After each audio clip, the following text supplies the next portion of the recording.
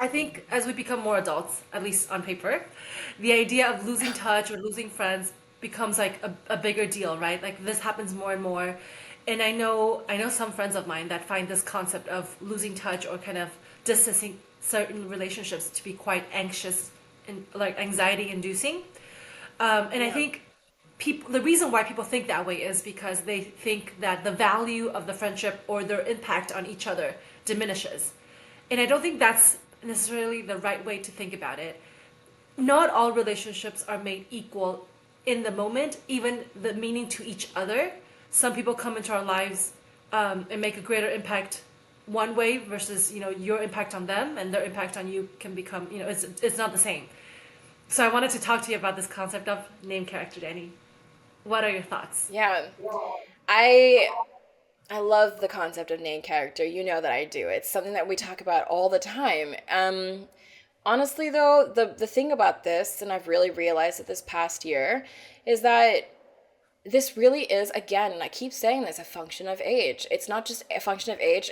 Sorry, it is not a function of age. It is maturity. It's whether or not someone is mature enough to be like, I had a really good friend, or a person in my life that meant a lot to me, and to be able to like be anchored by, not by someone else but by yourself, and Mm. to take whatever it is, a life lesson, or to really be grateful for the friendship that you had, or whatever relationship you had, and be able to let that go because you're anchored by yourself and not by them. And I think that's a really important one. It's about being mature. And this name character thing, um, it is bittersweet, right? You know, Yeah. that thing about like you have someone that you loved and they were in your life and they meant something so great to you because they allowed you to like realize that you could fall in love perhaps, or that you could, you know, for anyone that's listening that knows my story, but yeah, someone that you like felt really strongly about, and they meant so much to you because you grew up like romantically and like you had this great experience, but to them it might not have been such a big experience for them. And so how do you like be able to like, you know, overcome that? They became such a big character. They became a named character in your story, in your book. Hmm. But perhaps in their book, you are a side character that's, you A know, background killed off in the character, first yeah. episode. Yeah. No, Yeah. I So like, totally get it.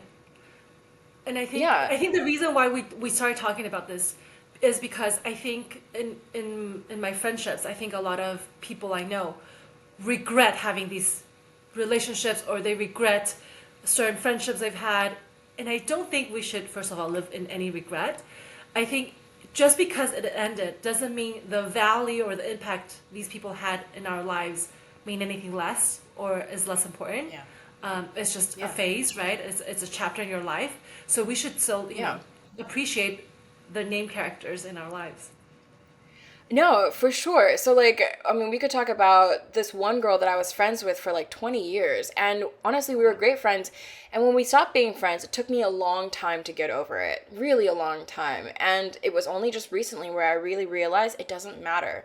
And like, it not only does it not matter, I actually really miss this person. And I appreciate just like the times that I had spent, even though not all of them were great. It doesn't matter. It's like, because I've also been dealing with this like idea of regret. Like you have a lot of things in your life that you wish you did better. Because I think we should be, for me now, it's no longer a regret.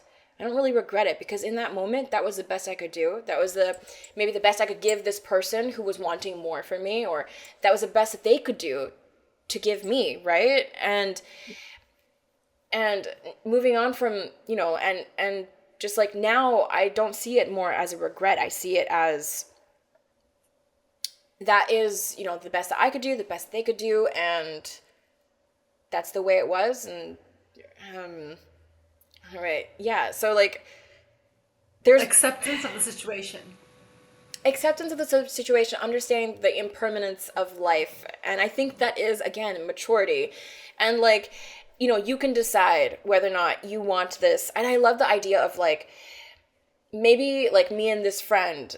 in another life we did, you know, continue being friends and we somehow figured something out or whatever, but that's like a parallel universe, right? That's another book written on another shelf, but that isn't the book that I'm reading. That's not the book that I'm living right now. And I love that idea of like, because it helps me with regret. It's kind of like, you know, you fall in love with someone, say, and you know they don't love you back, and that's maybe they do love me, but they're just not in the right place, right? They're not in the right place. It's not the right place, whatever.